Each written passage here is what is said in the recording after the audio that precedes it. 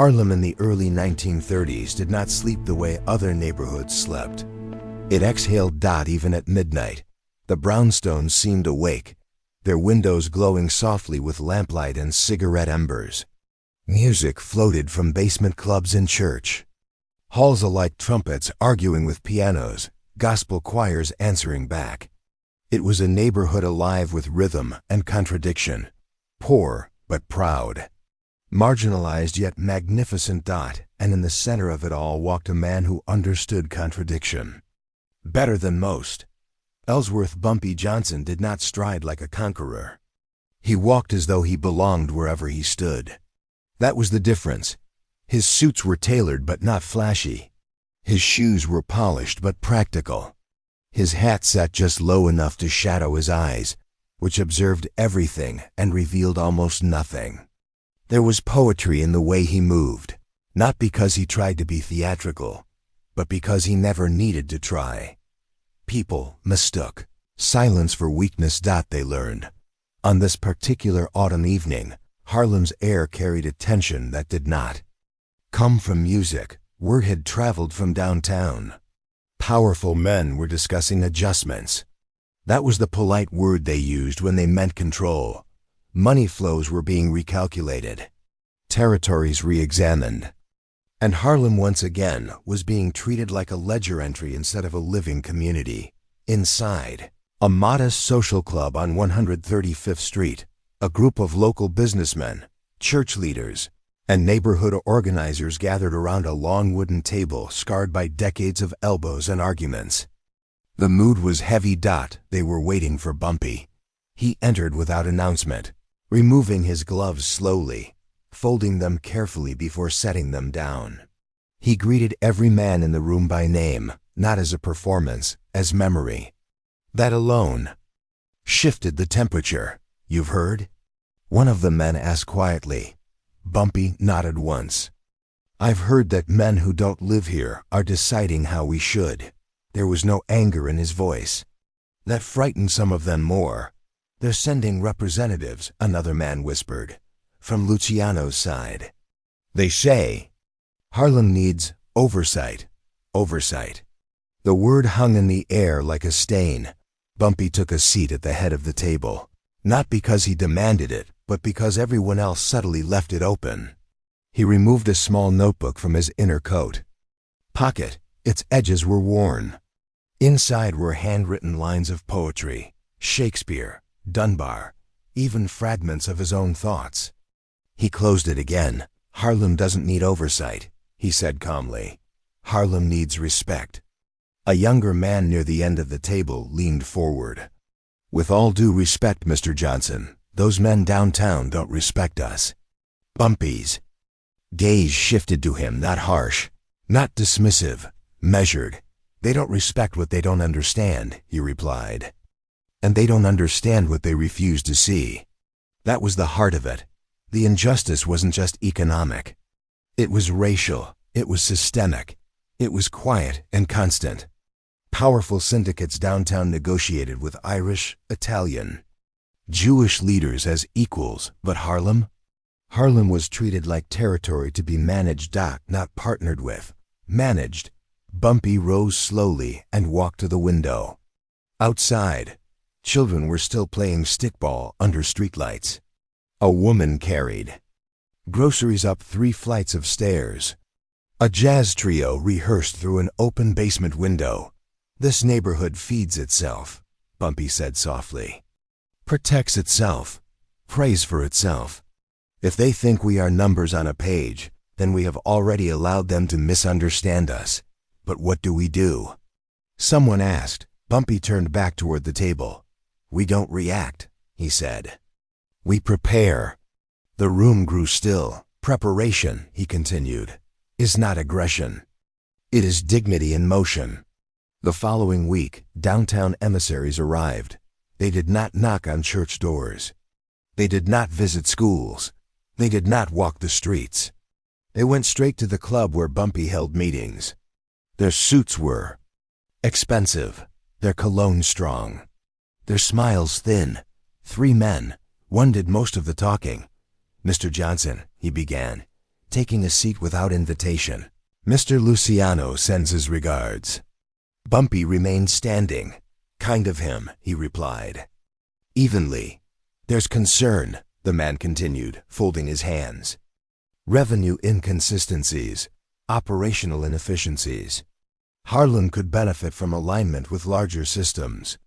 Alignment, Bumpy repeated thoughtfully. Is that what we're calling ownership now? The man's smile tightened. No. One's talking about ownership. Good, Bumpy said gently. Because Harlem is not for sale. The room's tension sharpened. The emissary leaned back. You misunderstand. This isn't a request. It's a structural improvement. There it was, the quiet threat. No raised voice. No gun displayed. Just the implication of power. Bumpy stepped forward, not aggressively, deliberately. I was born into a country that told me where I could sit, he said quietly. Where I could eat, where I could speak. Now I am being told where I can conduct business in my own neighborhood. His tone never rose. I have no intention of escalating anything, he continued. But I will not participate in my own diminishment. Silence. One of the other emissaries shifted uncomfortably. You're making this difficult. The spokesman said. No, Bumpy replied. I'm making this honest. The meeting ended without handshake. Word spread fast. Downtown grew irritated. Not because of lost money, but because of defiance wrapped in composure.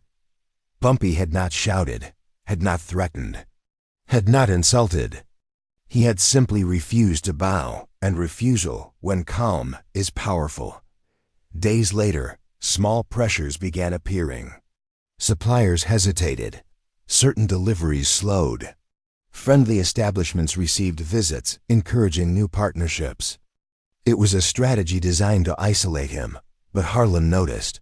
Church leaders began speaking about unity from pulpits. Local shop owners refused outside contracts. Musicians dedicated songs to standing tall. It was subtle, organic, and unplanned.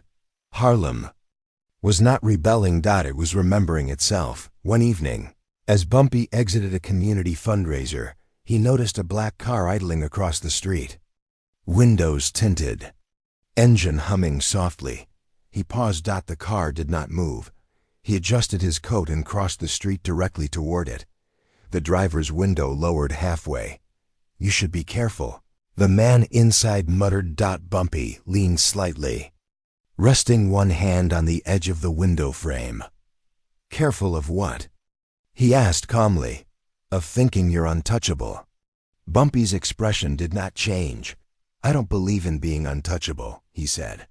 I believe in being accountable. That includes you. The driver said nothing. Bumpy stepped back. Tell Mr. Luciano, he added quietly, that Harlem prefers partnership over pressure, but pressure creates resistance. He walked away without waiting for reply. The next morning, newspapers ran small but noticeable stories about community disputes. Nothing explicit, just hints. The press loved whispers. Downtown expected retaliation, drama, a misstep. Instead, Bumpy organized a scholarship fund. He gathered business leaders, artists, clergy. He invested in youth programs. He held open forums about economic independence. It confused his opponents. They wanted confrontation. He gave them structure. Weeks passed. Tension simmered but did not boil. Then came the insult. At a downtown banquet, attended by politicians and syndicate leaders, one powerful figure publicly referred to Harlem's leadership as temporary management. Laughter followed. Someone carried the remark back uptown. In the social club, silence settled heavy again. Temporary? One man muttered. Bumpy closed his eyes briefly. Then he stood. We attend the next banquet, he said. The room erupted in confusion. They won't welcome us. They'll mock us. Bumpy raised a hand. We do not hide, he said. We arrive. And so they did. On the night of the banquet, Bumpy entered the grand ballroom not as spectacle, but as presence. Conversation slowed. Eyes followed. He wore a simple dark suit, white tie. No flash, he approached the man who had made the remark. "Good evening," Bumpy said evenly. The man forced a smile. "Mr. Johnson, I heard your comment," Bumpy continued calmly, "about temporary management." A few nearby guests leaned in. The man chuckled. "It was just humor," Bumpy nodded. "Humor requires truth," he said softly. "And the truth is this: Harlem has endured poverty, discrimination, neglect, yet it remains standing. If that is temporary, then permanence must be very fragile indeed." The room went quiet. "I do not seek confrontation," Bumpy added. "I seek recognition." The politician nearby cleared his throat awkwardly. The man forced another smile. "Of course. No offense intended." Bumpy extended his hand, then none taken. The handshake lasted just a moment too long. It was not submission. It was acknowledgement. As Bumpy walked away, the laughter did not return. That night, something shifted. Not dramatically, not explosively, but unmistakably. Downtown realized Harlem would not fracture under quiet pressure, and Harlem realized its voice did not require shouting. In the weeks that followed, negotiations resumed, not as orders, but as discussions. Bumpy insisted on community benefit clauses, local hiring agreements, mutual profit structures. It wasn't ideal. It wasn't perfect, but it was not ownership. One evening, alone in his office, Bumpy opened his worn notebook again. He wrote a single line: "Power is loud. Authority is calm." He closed it gently. Outside, Harlem exhaled again. The storm had not yet passed, but it had changed direction. And for the first time in a long time, the city understood something quietly profound. You could point at Harlem, you could pressure Harlem, you could pressure Harlem, you could quietly profound. You could pointedly profound. You could point at Harlem. You could pressure Harlem. Could underestimate Harlem, but you could not erase the dignity of a man who refused to surrender it. When pride is wounded, it rarely retreats quietly. The first sign came not with violence, but with whispers. Suppliers who had previously smiled now avoided eye contact. A few small establishments found themselves suddenly audited, inspected, delayed by bureaucratic inconveniences that seemed to materialize from nowhere. It wasn't random. It was coordinated.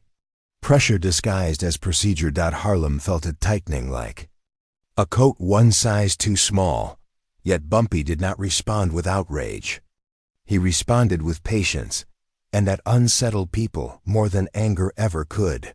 One evening, in the same back office above Lenox Avenue, Bumpy sat alone at his desk, reviewing handwritten notes. A small heater clicked in the corner. Outside, snow traced the fire escapes in silver lines. His expression remained calm, but his eyes moved with deliberate thought. He knew what was coming before it arrived. Then came the knock. 3 slow raps, not hurried, not hesitant. Measured. Bumpy closed his notebook and rose. When he opened the door, 3 men stood in the hallway. Their coats were heavy wool, and beneath their overcoats, visible without being displayed, were the unmistakable outlines of weapons. They were not drawn. They did not need to be. One of the men stepped forward slightly. "Mr. Johnson." "Gentlemen," Bumpy replied. He did not ask why they were there. He already knew. They entered the office without removing their coats. Snow melted quietly onto the wooden floor. The door closed behind them. For a moment, no one spoke. Then the tallest of the 3 cleared his throat. "We've been instructed to clarify some misunderstandings." Bumpy returned to his chair and gestured to the others across from him. "Misunderstandings are best handled calmly." The man's eyes flicked downward, toward Bumpy's empty hands. "You're very composed." The second man muttered. "I value clarity," Bumpy said simply. The third man shifted slightly, revealing more clearly the grip of a pistol beneath. His coat. It was not aimed, it was not waved, it was simply present. A quiet symbol. Harlem had seen guns before. But this was not about violence. It was about humiliation. About forcing a man to show fear in his own office, the tallest man leaned forward. "You've refused alignment," he said. "You've embarrassed people who prefer not to be embarrassed." "Embarrassment," Bumpy replied gently, "is often a reaction to truth." The air thickened. "You're testing patience." Bumpy folded his hands on the desk. "No," he said quietly. "I'm testing respect." One of the men chuckled under his breath. "Respect isn't something you demand." Bumpy met his gaze without flinching. "No," he agreed. "It's something you demonstrate." For a moment, nothing moved except the ticking heater. The third man finally spoke, his voice low. "You know what this looks like, right?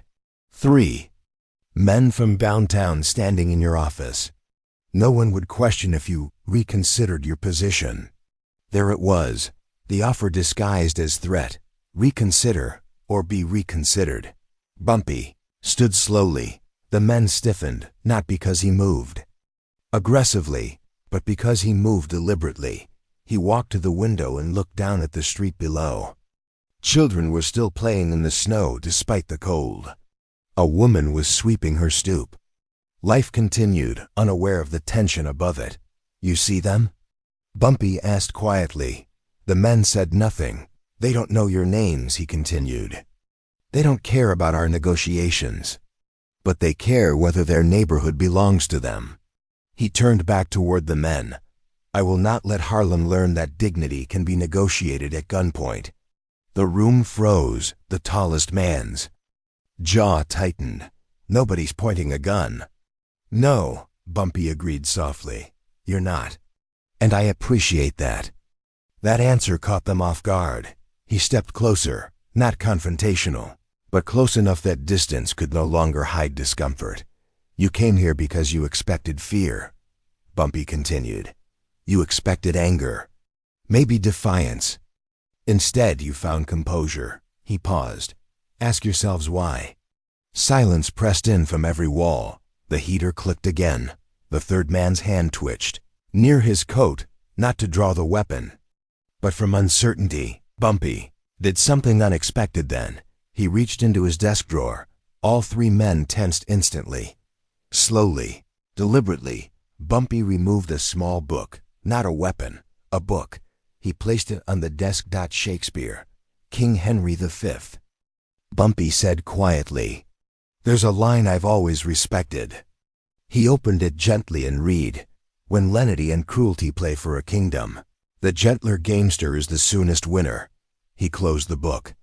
"You can apply pressure," he continued. "You can send messages. But if your goal is long-term stability, cruelty loses." The tallest man stared at him. "You quoting poetry at us?" "No," Bumpy replied. "I'm offering perspective." Outside, a police siren wailed faintly in the distance. The men shifted uncomfortably. Something was happening that none of them had anticipated. The power dynamic had not shifted through force, but through refusal to be diminished.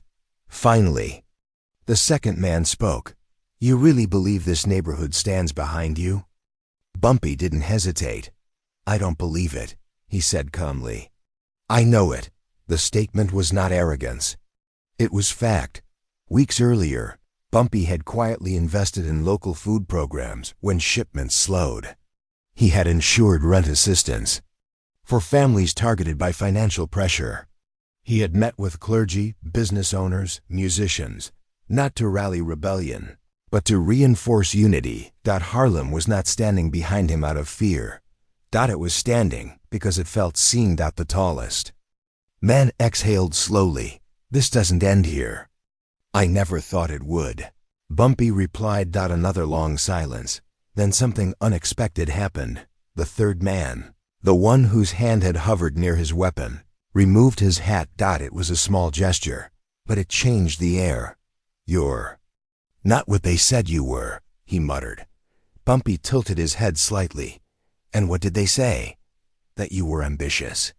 Bumpy's expression softened almost imperceptibly. "I am," he said quietly. "But not for myself." The men looked at one another. They had come to intimidate. Instead, They were confronting something unfamiliar. A man who refused to shrink, yet refused to escalate. The tallest man adjusted his coat. "We'll relay your position," he said stiffly. "I appreciate that," Bumpy replied. They moved toward the door. Before exiting, the second man paused. "You ever afraid?" he asked quietly. Bumpy considered the question honestly. "Every day," he said. "But fear is a visitor. It doesn't get to sit at the head of the table." The men left. The door closed. The office fell silent again. Only then did Bumpy sit back down. Not in relief, in reflection. The real victory had not been surviving the confrontation. It had been denying it the spectacle it sought. Downstairs, word spread that downtown men had come and left. No broken windows. No gunshots. No surrender. Just departure. And in Harlem, that meant something. But downtown did not retreat easily. Days later, Bumpy received a formal invitation, a private meeting, neutral. Location. No weapons. No entourage. Just him, and one name written at the bottom of the card. Dutch Schultz. Dutch was not Luciano. He was not calm like Luciano. He was volatile, calculated, but unpredictable. A man who believed control was something you demonstrated publicly, and this meeting would test everything Bumpy had built. On the night of the meeting, snow fell again. The restaurant chosen was upscale, quiet, almost eerily polite. Dutch sat already at the table when Bumpy arrived. Blonde hair slicked back, pale eyes sharp, expression unreadable. Double quotes, "Mr. Johnson," Dutch said coolly. "Mr. Schultz." They shook hands. Firm, measured. No hostility visible, but tension woven beneath the surface. They sat. Wine was poured. No one drank. Dutch leaned back. "You've made this complicated." "Have I?" Bumpy asked evenly. Dutch's lips curved slightly. "You're forcing people to reconsider assumptions." "That's healthy," Bumpy replied. Dutch studied him for a long moment. "You know what most men do when pressure comes?" Dutch asked. "They panic," Bumpy said. "Exactly." Dutch leaned forward. "You didn't." Bumpy met his gaze. Panic clouds judgment. Dutch's eyes narrowed slightly. "You think this is a game of judgment?" "No," Bumpy replied. "I think it's a game of legacy." That word lingered. Legacy. Dutch hadn't expected that. "You believe you're building something permanent?" Dutch asked. "I believe Harlem deserves permanence," Bumpy said quietly. The restaurant felt suspended in time. Dutch tapped his fingers lightly against the table. "You could have responded differently when my associates visited you." "I know. Why didn't you?" Bumpy answered without hesitation. "Because violence would have proven their point." Dutch's eyes sharpened. "And what point is that?" "That Harlem can't lead itself." Silence. A long, heavy silence. Finally, Dutch leaned back slowly. "You're not asking for war." "No, you're not asking for dominance." "No, what are you asking for?" Bumpy folded his hands calmly. "Recognition." Dutch studied him carefully. After a long moment, something shifted. Not admiration, not alliance, but acknowledgement. "You're different," Dutch muttered. "No," Bumpy replied gently. "I'm consistent." The tension in the room slowly diffused. Dutch reached for his wine glass, then paused. "You understand something," he said.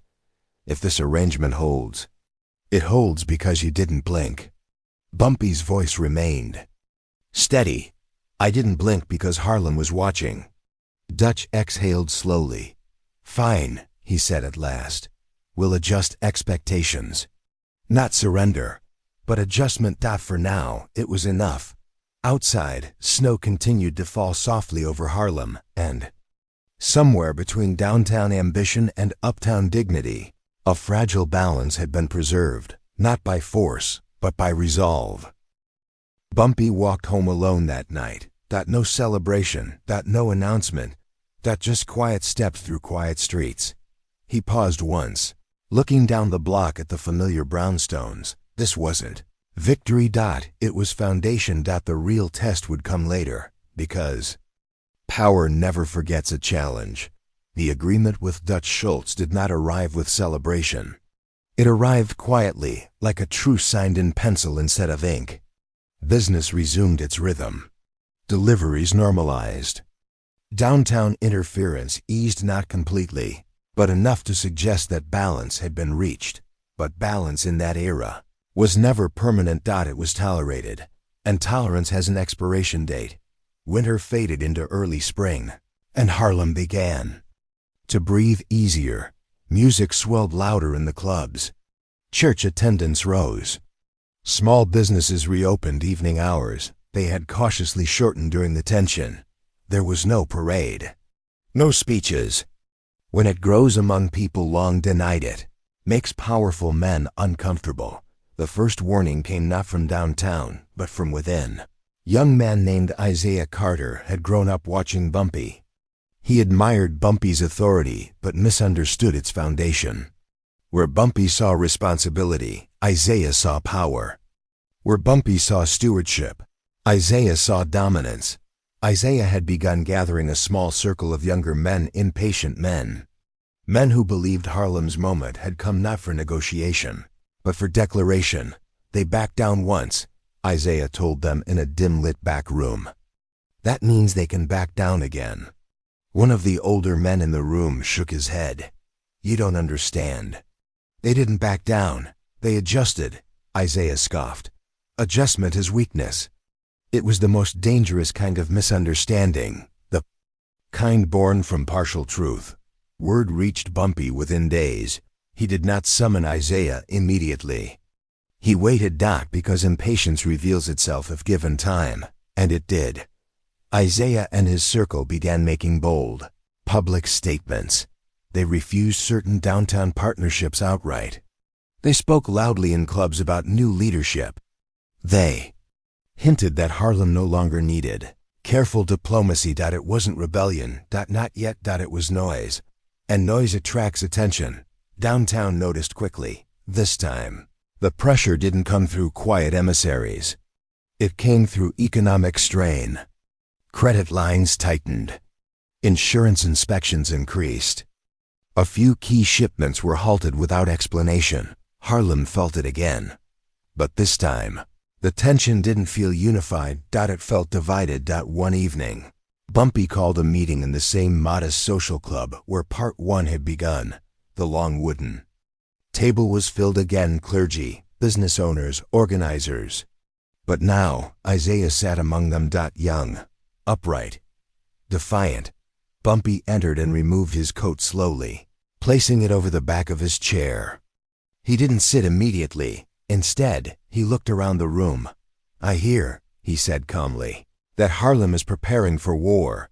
Isaiah leaned forward. Not war, independence. A murmur rippled through the room. Bumpy's gaze settled on him, not harsh, not dismissive. Just steady. Independence from what? Bumpy asked. Isaiah hesitated only briefly. From having to ask permission. The words landed heavily. Bumpy nodded slowly. Permission is not what we negotiated. It looks like permission. Isaiah shot back. The room tenced. For a moment. It felt like two generations were staring at each other across the same table. Bumpy finally sat down. You believe strength is loud, he said gently. I understand that. I believed it once too. Isaiah's jaw tightened. But strength, Bumpy continued, is measured by what you protect, not what you provoke.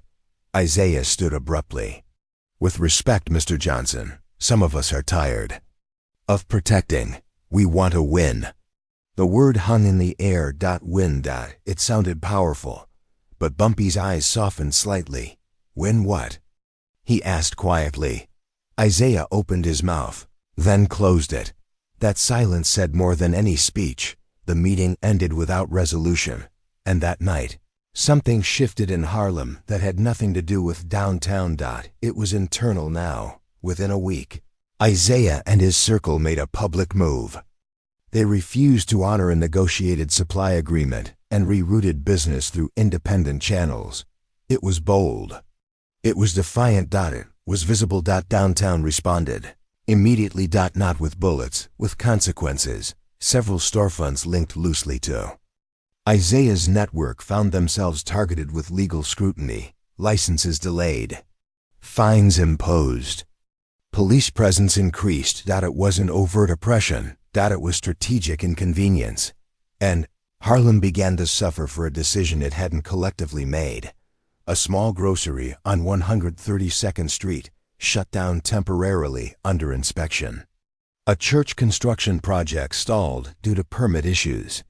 Families began whispering again. Fear returned. But this time it wasn't fear of outside dominance, it was fear of internal fracture. One afternoon, Isaiah stood outside the shuttered grocery store, staring at the closed sign. Bumpy approached. Quietly, "You proud of this?" Bumpy asked gently. Isaiah didn't turn around. "They were going to squeeze us anyway." "Yes," Bumpy agreed, "but now they can justify it." Isaiah finally faced him. "So what?" "We just accept control." "Forever?" Bumpy shook his head slowly. "No," he said. "We outlast it." Isaiah's voice rose. "Outlast?" "People are hurting now." Bumpy stepped closer, lowering his voice. "And if you escalate, more will hurt." Isaiah's anger flickered, then faltered. "Then what do we do?" he demanded. Bumpy's answer came without hesitation. "We absorb it." Isaiah stared at him in disbelief. "Absorb it?" "Yes," Bumpy said calmly. "Because when pressure reveals cracks, it doesn't prove strength. It proves weakness." Isaiah looked confused. "Downtown expects chaos," Bumpy continued. "They expect retaliation. If we fracture, they win." Isaiah's shoulders sagged. "Slightly. They're already winning." "No," Bumpy said firmly but quietly. "They're waiting." There was a difference. The true turning point came 3 nights later. A public forum had been organized, initially intended as a community celebration. Instead, it became a referendum on leadership. The hall was full, tension thick. Isaiah stood near the front. Bumpy sat quietly to the side. One by one, business owners spoke. Clergy, parents. They were tired, not of Bumpy, of instability. Finally, Isaiah stood. "We can't live under threat forever," he declared. "We need bold action." Applause followed, scattered but real. Then, Bumpy rose. The room fell silent without being asked. He didn't move to the podium.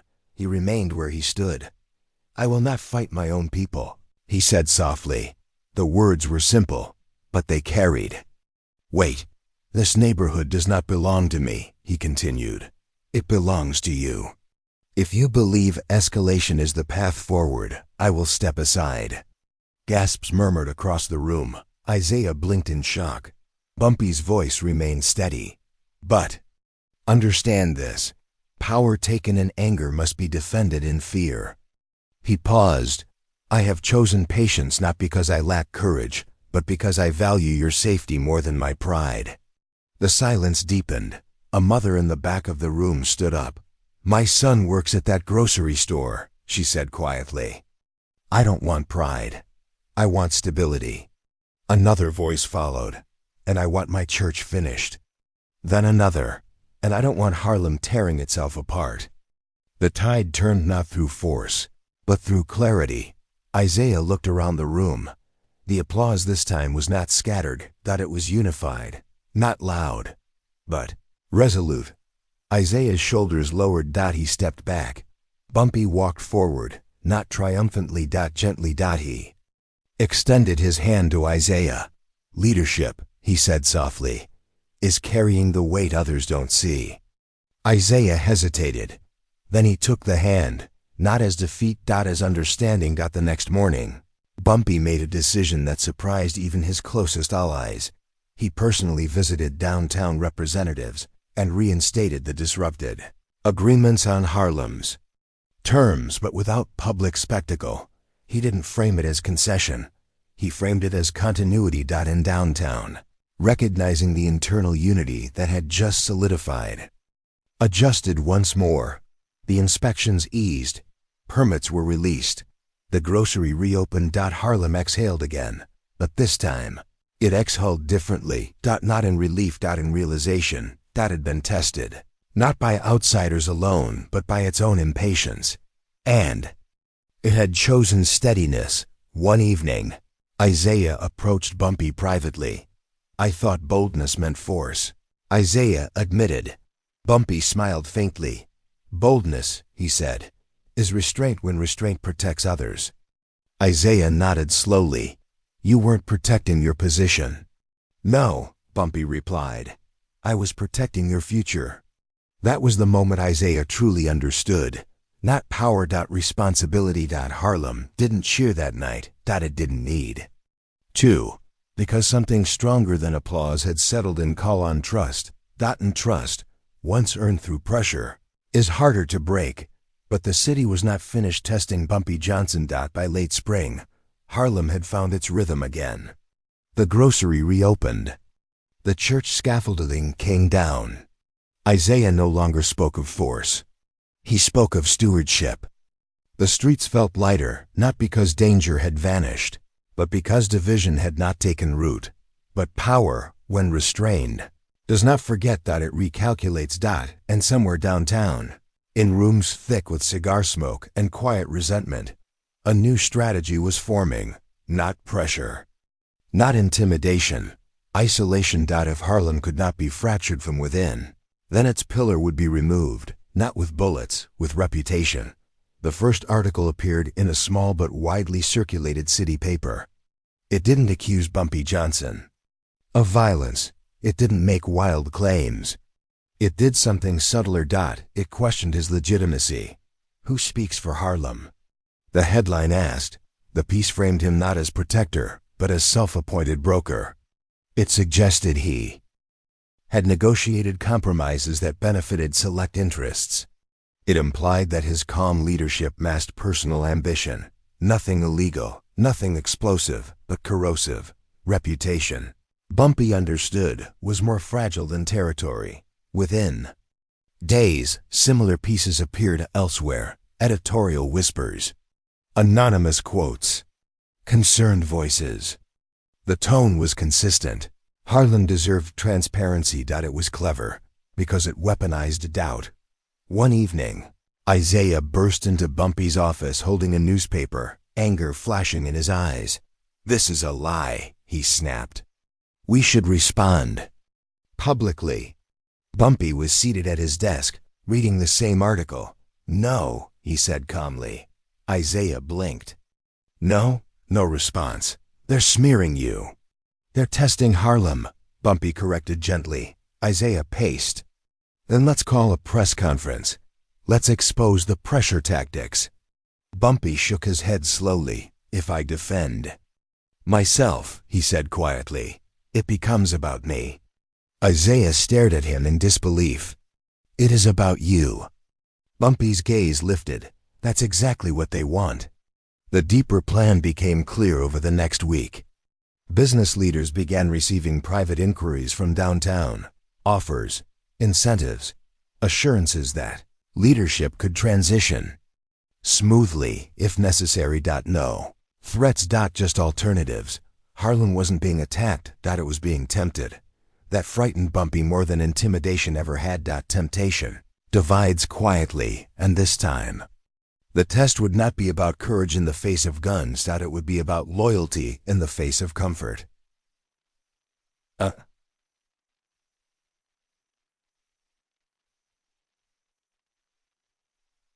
might be about courage in the face of guns. It would be about loyalty in the face of comfort. Closed-door meeting was called not by Bumpy, but by several prominent Harlem businessmen. They invited him, but the tone was different. Cautious. The room felt unfamiliar despite being the same wooden table from months before. One of the men cleared his throat. "There are concerns." Bumpy nodded once. "I've read them." Another leaned forward. "Downtown is offering stability, less scrutiny, fewer complications." Isaiah shifted uncomfortably. They say they can streamline negotiations, the first man added carefully, if there's new representation. The words were careful, but clear. Bumpy folded his hands on the table. You're asking if stepping aside would ease pressure. Silence answered him. He didn't look offended. He looked thoughtful. If I resign, he asked calmly, do you believe scrutiny will end permanently? No one answered. Or will it return? He continued gently. When the next disagreement arises? A long pause. A younger shop owner spoke up quietly. We're tired, Mr. Johnson. That was the truth beneath it all. Tired of pressure. Tired of tension. Tired of being watched. Bumpy's voice softened. I know. He stood slowly. If my presence causes strain, he said evenly, then I will remove it. The room gasped. Isaiah half rose from his chair. No, Bumpy raised a hand gently. I will not cling to position, he said. Leadership is service, not ownership. The men looked stunned. You would step down? Someone whispered. If Harlem believes it benefits from it. Bumpy replied quietly. Yes. The weight of that answer filled the room, because suddenly the question wasn't whether he should lead. It was whether they deserved a man willing to sacrifice his position for their peace. That night, Harlem buzzed with rumor. Bumpy stepping down. Downtown finally got him. Transition coming. But Bumpy did not issue statements. He did not rally supporters. He did something else entirely. He visited the grocery store that had once shut down. He spoke with the mother whose son worked there. He attended evening church service without sitting at the front. He walked the neighborhood alone, hat low, hands in coat pockets. He was saying goodbye without saying it, and Harlem felt it. 3 days later, downtown sent formal notice, confirming a leadership realignment discussion. It was subtle, polite, final. Isaiah arrived at Bumpy's office in the early morning. You can't do this, he said, voice tight. Bumpy looked up from his desk. Can't do what? Step aside. Bumpy smiled faintly. You once believed leadership meant winning, he said gently. Now you must decide what it means. Isaiah's voice cracked slightly. It means not surrendering. Bumpy stood. It means protecting the whole, even if the whole questions you. Isaiah swallowed hard. And if they replace you? Bumpy adjusted his coat calmly. Then Harlem will reveal whether it stood behind me or only benefited from me. Later that afternoon, a public assembly was called, not by Bumpy, not by downtown, but by the community itself. The hall was full again. But this time, the air felt heavier. A respected pastor stepped forward. We have been offered stability, he announced, in exchange for leadership change. Murmurs spread. Bumpy sat quietly in the second row, not at the front, not at the podium. A shop owner stood. My store reopened because of negotiated patience. Another voice followed. My church was completed because of steady leadership. Isaiah rose slowly. When I mistook boldness for force, he admitted publicly. Mr. Johnson corrected me without humiliation. The room listened. Then, the mother whose son worked at the grocery stepped forward. I don't know about politics, she said softly. But I know who stood here when we were scared. Silence deepened. The pastor turned toward Bumpy. Would you address us? Bumpy stood slowly. He walked to the front, not dramatically, deliberately. I am prepared to step aside, he said. Evenly, if you believe it brings peace. A ripple of disbelief moved through the hall. But understand this, he continued quietly. Peace bought through convenience rarely lasts. He paused. I have never asked for loyalty, he added. Only unity. He stepped back from the podium and waited. The vote was not formal. It was instinctive. Hands rose. Not timidly, not cautiously, but steadily. Not because he demanded power, but because he was willing to relinquish it. The pastor nodded. Solemnly, Harlem has decided. Applause didn't erupt. It built. Slowly. Like something earned. Downtown received the message by nightfall. The realignment discussion was quietly withdrawn. The editorials faded within weeks. The pressure eased. But something far more important had happened. Harlem had chosen not the loudest voice. Not the most aggressive stance, but the most selfless one. That evening, Bumpy returned to his office. Alone. He removed his hat and set it gently on the desk. For the first time in months, he allowed himself a long breath. Isaiah knocked lightly before entering. "They tried to isolate you," Isaiah said quietly. Bumpy nodded. "And you let them?" "Yes," Isaiah's brow furrowed. "Why?" Bumpy's answer came softly. "Because leadership that depends on defense is fragile." Isaiah absorbed that slowly. "They didn't stand with you because you fought." "No," Bumpy said. "They stood because I was willing to walk away." Outside, Harlem glowed under street lamps again. Music floated from open windows. Children laughed. Life continued. Not because one man won a battle, but because one man refused to make himself the battle. Bumpy opened his worn notebook one final time and wrote, "Power taken can be challenged. Power surrendered willingly becomes trust." He closed it. The city would test Harlem again. Someday. Power always does, but it would remember something. Now you could send guns. You could send rumors. You could send temptation. But you could not easily move a community that had chosen dignity over fear, and you could never break a man who was willing to give up power to protect the people he served. Not because he was untouchable, but because he was unshakable. And that is how Harlem stood.